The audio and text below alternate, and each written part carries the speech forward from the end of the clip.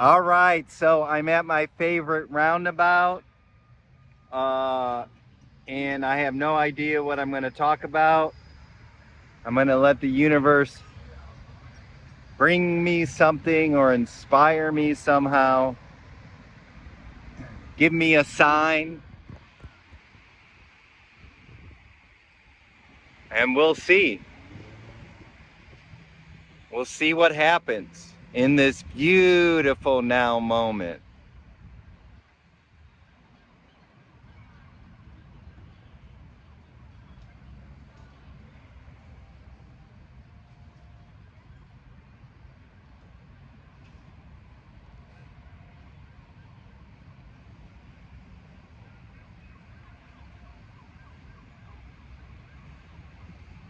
Patience, patience. Midnight or later. I saw a sign that said midnight or later delivering. I just did the other day and posted my first midnight Dharma session. So you're going to have to check it out about getting rid of the dark Las Vegas energies, I call them, but just the dark energies of sex and partying and gambling and all the crazy stuff that we do or egos do when they go to Vegas, you know. So check out that video, especially if you got some wonky dark Las Vegas energies in you. And you know who I'm talking to.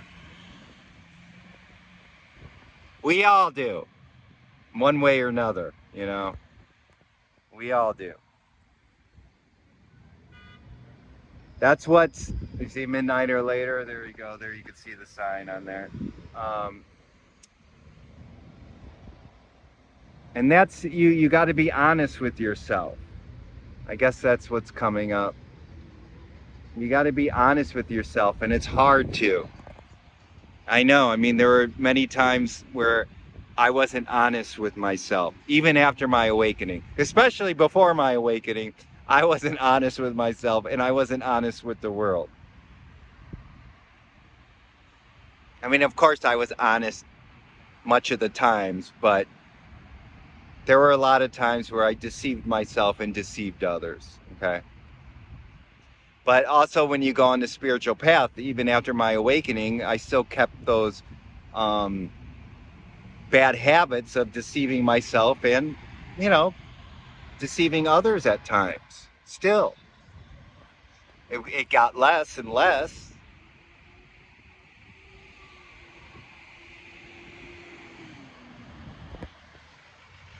But being honest with yourself, and I think that's the toughest thing to do, is just being,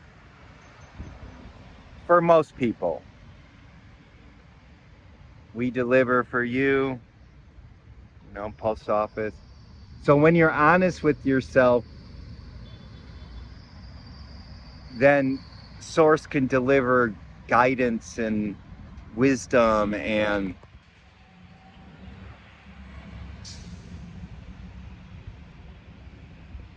what you need to help, basically, when you're honest and when you surrender. Otherwise, source can't work with you if you're not honest with yourself,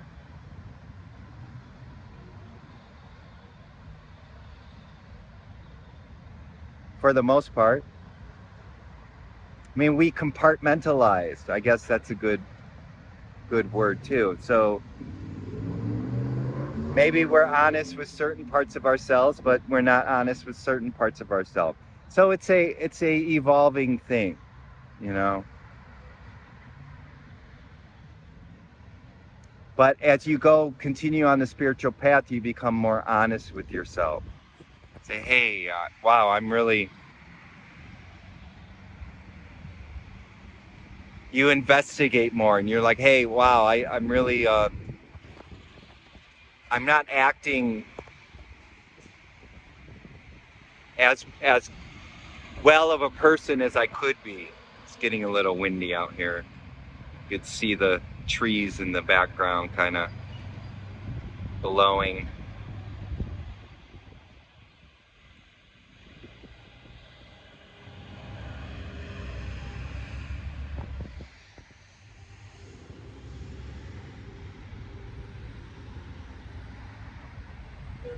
I laugh because there's like a, one of those lawyer ads, attorney ads for like personal injury and everything, and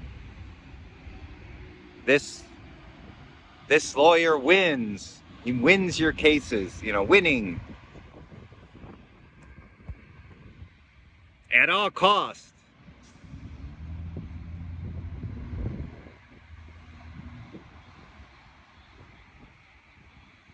And that's what we want to do. We want to win. We even bring that mentality into the spirituality. It's like we want to win. We want to be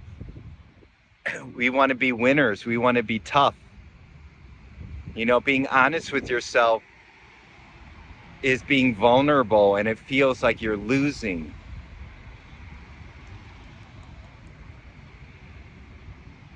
Being because in the world of form, in business especially, but also in relationships,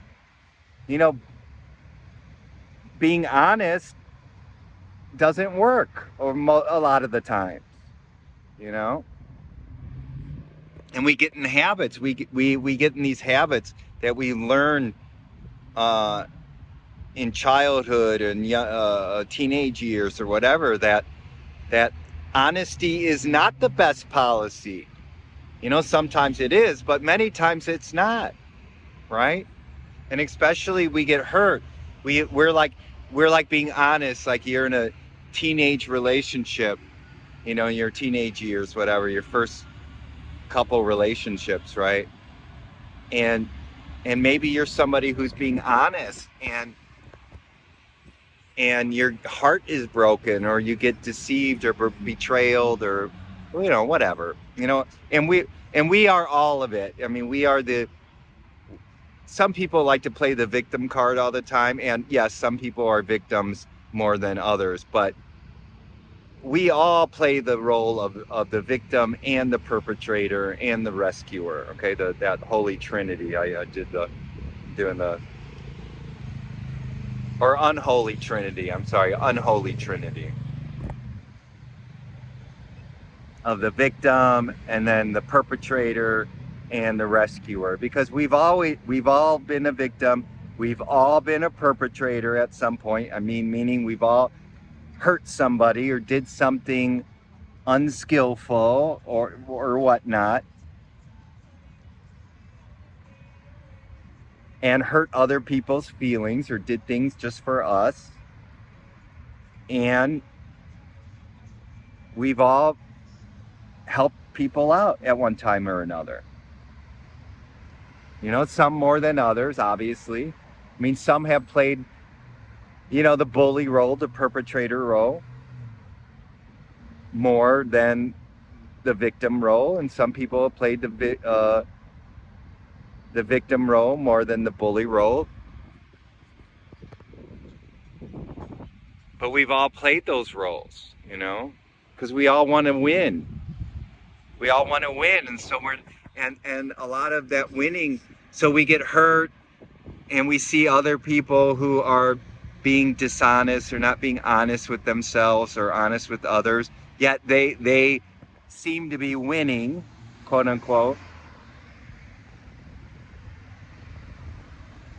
They got the relationship, even though it's going to crash and burn eventually, but they're successful, they're making the money, even though it's probably going to crash and burn eventually because they're not being honest, or they're just building up that bad karma, that they're going to have to deal with eventually, or it's affecting them eventually. So all this bad karma we're accumulating by not being honest with ourselves and not being honest with others, And I'm not saying asterisk, please. We we don't like go up to people. You need to get wisdom too. You need to have a certain amount of wisdom, because you don't just go up to people and be completely honest with them. And some of that honesty is actually your pain body talking. So sometimes being honest is not really being honest. It's more your pain body.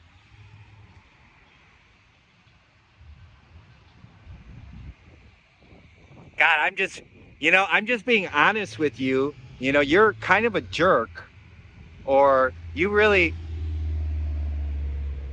you're a slacker, or you're just not the best person in the world, or I'm just being honest, you know. Yeah, well, a lot of that's from your pain body. Not saying that the other person is perfect, but just sometimes you need to sometimes you need to check on your own pain body, right? Some people get into the spirituality and they start learning to be honest, and so they start going, I'm going to be honest, and a lot of it is honest pain body criticism and judgment towards others, right? That you're kind of unleashing on the world.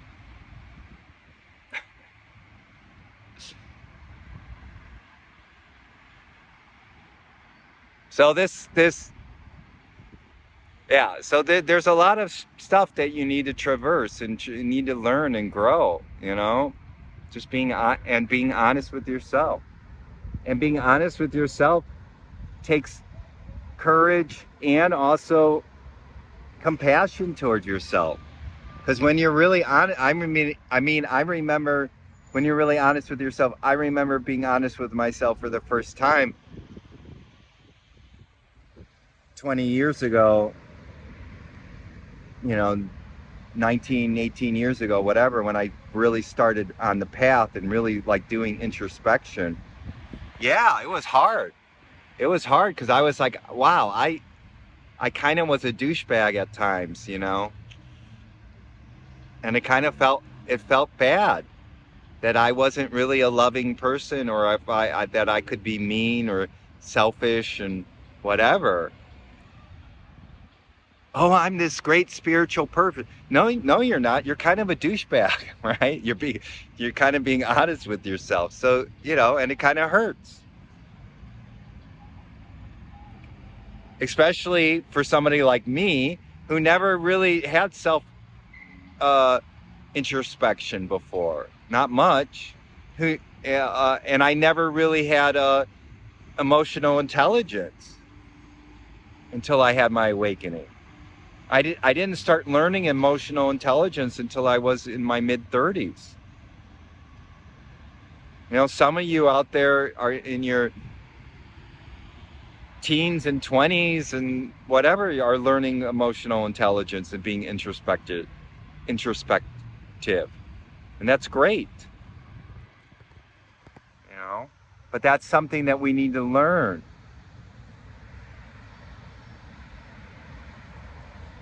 And it takes time to learn. At least for me, I mean, it took me a while to really, really learn. And I still had blind spots after many years. And I'm still growing today too. I'm not saying that there's not things that I'm not learning, but I'm saying it's much better than it was before. So, yeah, it takes courage. It takes courage to be vulnerable, because you're really opening up. For many of us, we're opening up for the first time, because we've closed our hearts, we've closed our beings. We tried to be the winner, or tried to put on a brave face, right? Especially men, no, don't cry and don't show weakness, right?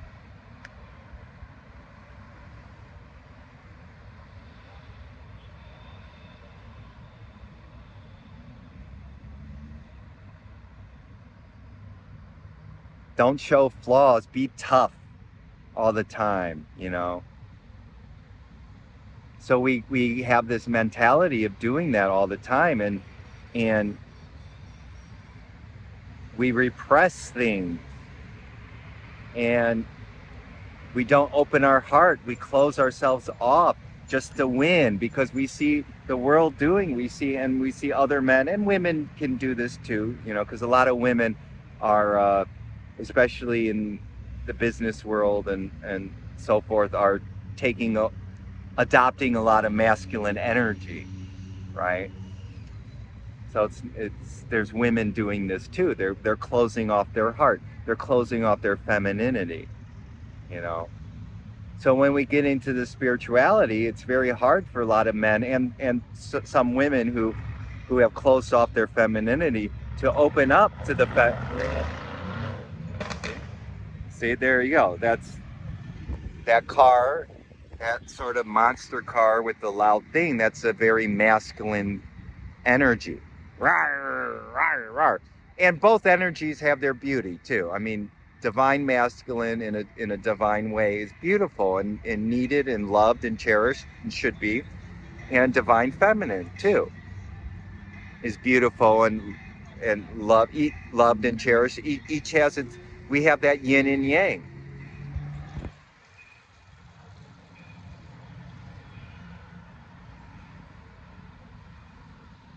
But but this spirituality demands opening up to the feminine, and for a lot of men, that's very difficult because you get very vulnerable and uncomfortable feeling these feelings and crying. You need to cry.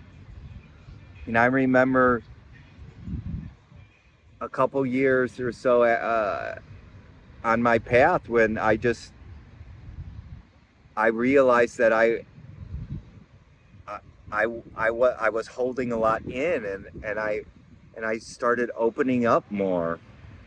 And I remember for about a week straight, for a couple hours every day, I mean, I just bawled out. I just cried and cried just for all this past shit and just, you know, shame and guilt, but it was a healthy purification, purging cry that I needed to do. You know. But I'm kind of lucky because I'm actually throughout my life I was actually a little more attuned to my feminine than my masculine. So for men out there who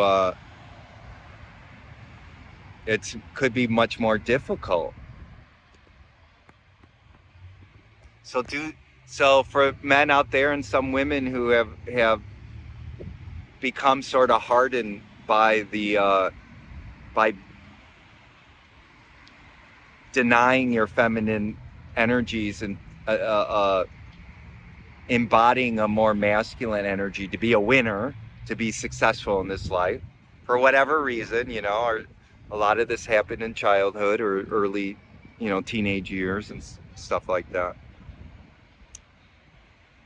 That to start doing some spiritual practices of surrender, of opening up to the feminine in you, you know, such as in meditation, true meditation in the sense of just opening meditation, not a contemplation meditation, because that's using the mind, that's masculine. There's various types of meditation. I'm talking about opening up meditation to the present moment and just being. That's very that's very feminine. So do that. Connect with receiving. Go to parks and take off your shoes. Put your feet in the grass. Smell flowers. That's very, you know, attuning to the feminine. Smell flowers. Bring a lot of flowers. See, a lot of men, we bring flowers to women, especially when we get in trouble or whatever. We to connect with the feminine, we grab feminine nature in the form of flowers to connect with that feminine, to say that we're sorry or whatever, or say that we love them, right? So flowers is, immerse yourself in flowers, immerse yourself in scents, aromatherapy, you know,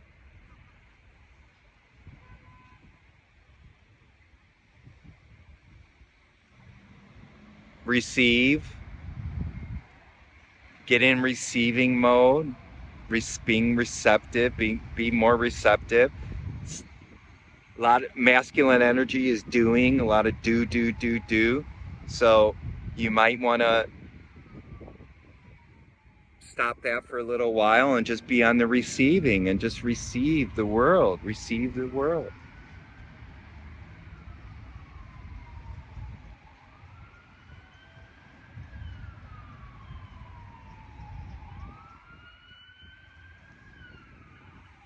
Dance.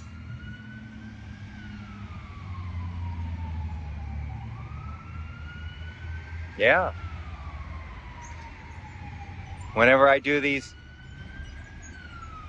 in this, when sirens come, this is very important, very important. So alert.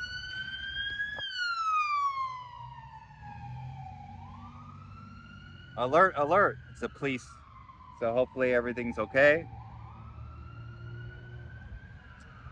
Um, dance, dance, do it, go to ecstatic dance for the men and whatever, and women with masculine energy, and just go flow and don't and not what you care, and flow. To start trying to flow with life rather than trying to fight and control life. Flow. Flow, that can help you connect to the feminine.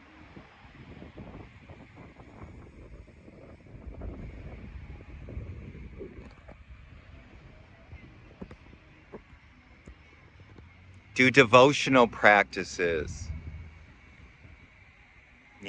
Get down on your knees, bow, pray, do chanting, mantra, because you're surrendering. Surrendering is very feminine. You're surrendering.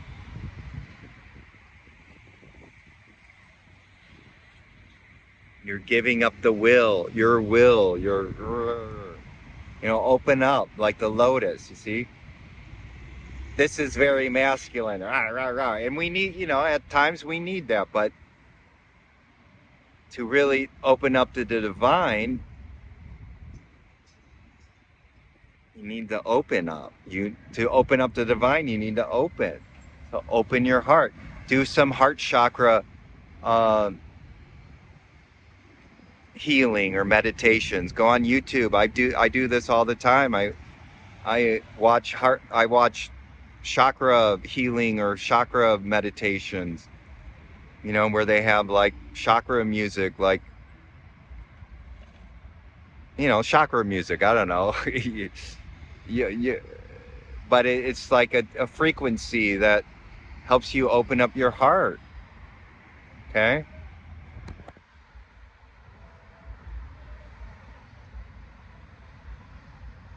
And listen to some beautiful, serene music, gentle music. Okay. To help you connect.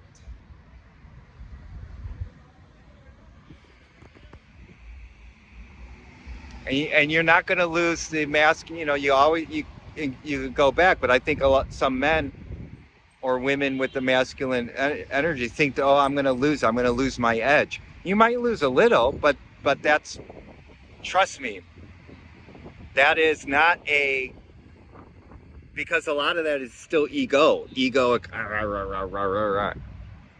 And if you lose a little of that for this, it's a win-win. Trust me. Trust me. Yeah. Yeah, trust. And that's it too. Divine The divine feminine is very trusting and flowing with the universe. So learn to trust more, you know? Trust more in life, not in I'm trusting in my masculine ability to control nature, to control the situation, to control, you know, and on one level, it's kind of has worked, but it's stressed us out and or stressed you out, and it's unsustainable, and it's kept people in suffering and in ego consciousness. So, and then you learn as you continue, because I'm learning to uh, be in my masculine more, you know, and it's great. But then you learn to use both, right? You integrate them as you evolve spiritually. All right. So I guess that's it. That's all I got. Here comes the sun, doo doo doo doo. Here comes the sun, and I say the sun, masculine, and the moon. I don't know where the moon is. It's all right. Do do do do do do do. So hopefully this has been helpful. Love you, and until we meet again next time in the beautiful feminine and masculine, both are honored and loved now moment.